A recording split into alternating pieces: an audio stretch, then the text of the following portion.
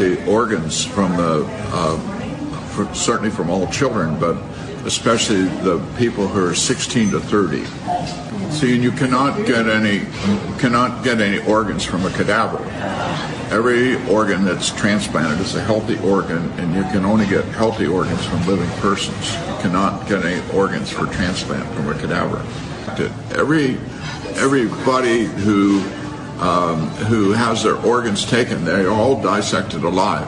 That it's a form of slavery.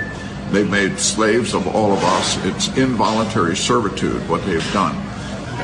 I started a special care nursery at Cardinal Glenner Children's Hospital in 1963. And we were instrumental we helped invent the ventilator. We invented how to take blood pressure on premature babies. We were the ones that invented nutrition in the vein. We identified the need for magnesium, the need for zinc, the need for copper. Wow. And we did it with metabolic beds. We did every intake and output and did these things. So we were a leader in the field of neonatology. The hospital still is a leader. I started to investigate brain death, and it took about 2 years till I understood the language of brain death. Brain death is a lie.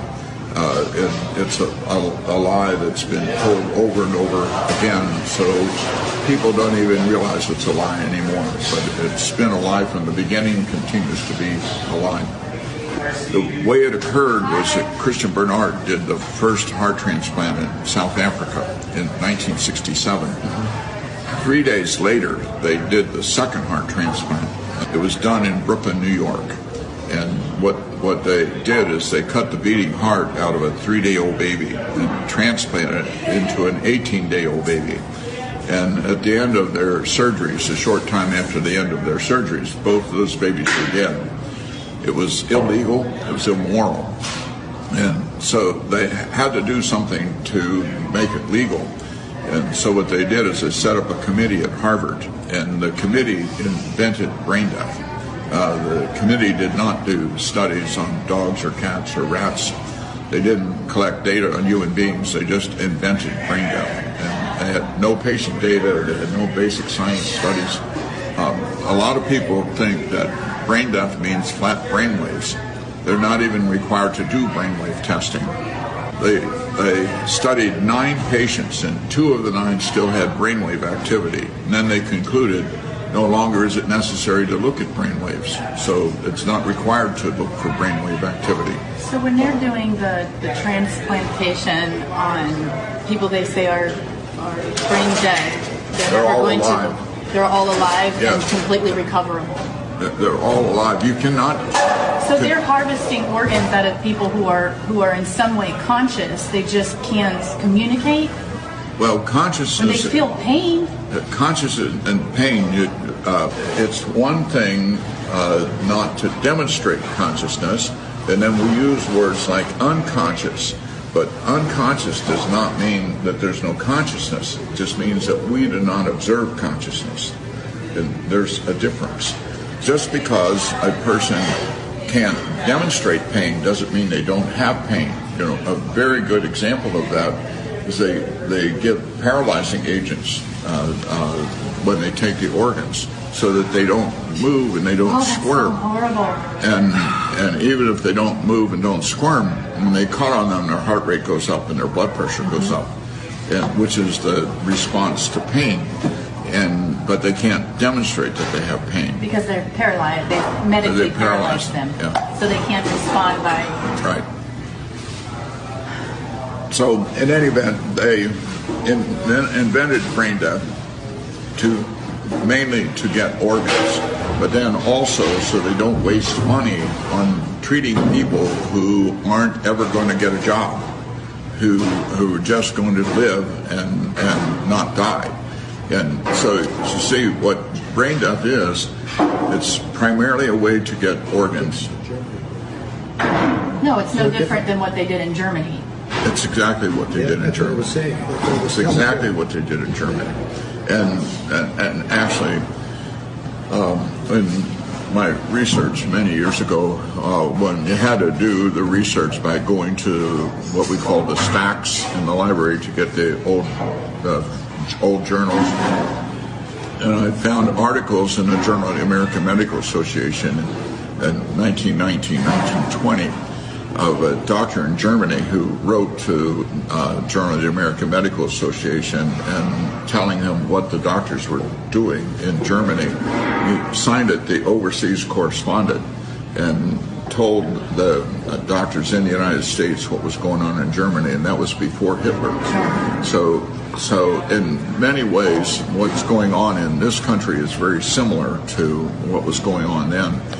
And it took World War II to stop those doctors. But then what happened was that their records all went to the Russians. But no, I thought that through the Operation Paperclip, the doctors, we brought the German doctors to the United States.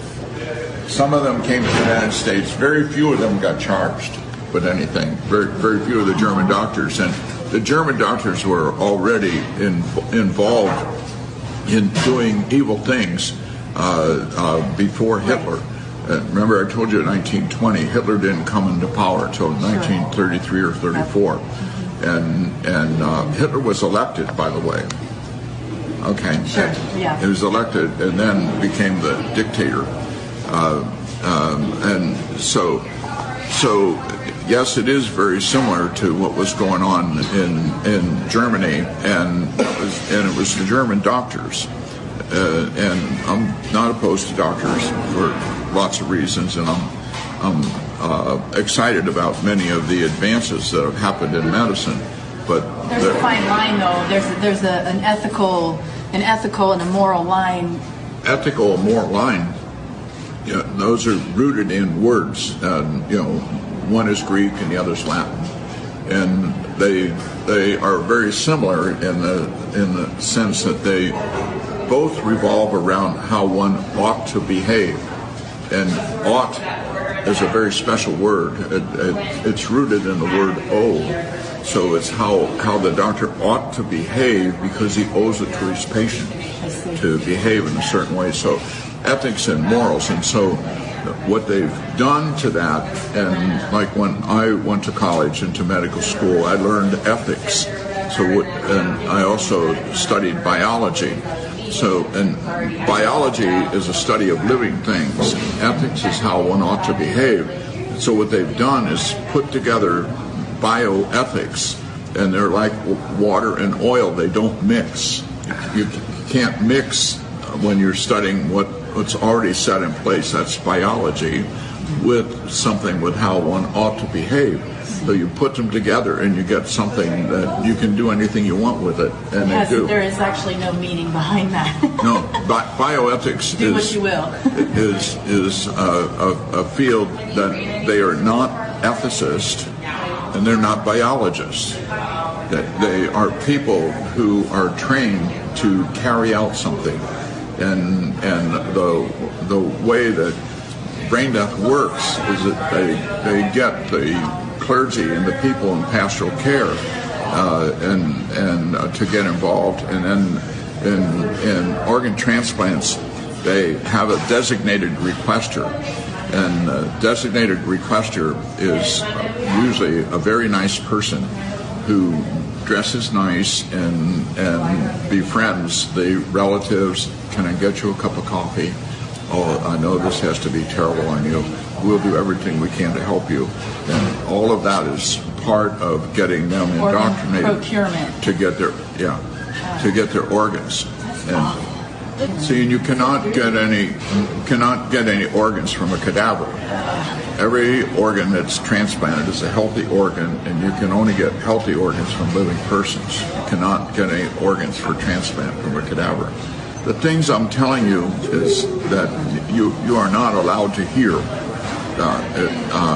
and because if you hear it, you will be upset, as all three of you are upset, and rightly so. You should be upset because whose organs do they want? They want the organs from certainly from all children, but especially the people who are 16 to 30. and their life is in jeopardy. If they're unconscious and on a ventilator, they're going to get their organs, and they do everything to get their organs. And once the organs are taken, you can't bring them back to life. And so what they do is they tell the relatives, well, you know, your daughter Sally would really like to do something good, and this is a way to make something good out of this tragedy, or your son. And while they have been getting organs from accidents and gunshot wounds, they now get more organs from overdose of drugs than they do from accidents and gunshot wounds combined. There are 8 deaths a day from overdose in Ohio, and they get their organs is what they want. They're giving the policemen the Narcan to counteract the drug, which gets them into the emergency room, but it doesn't save their life. It gets them in the emergency room, and they still get their organs. And so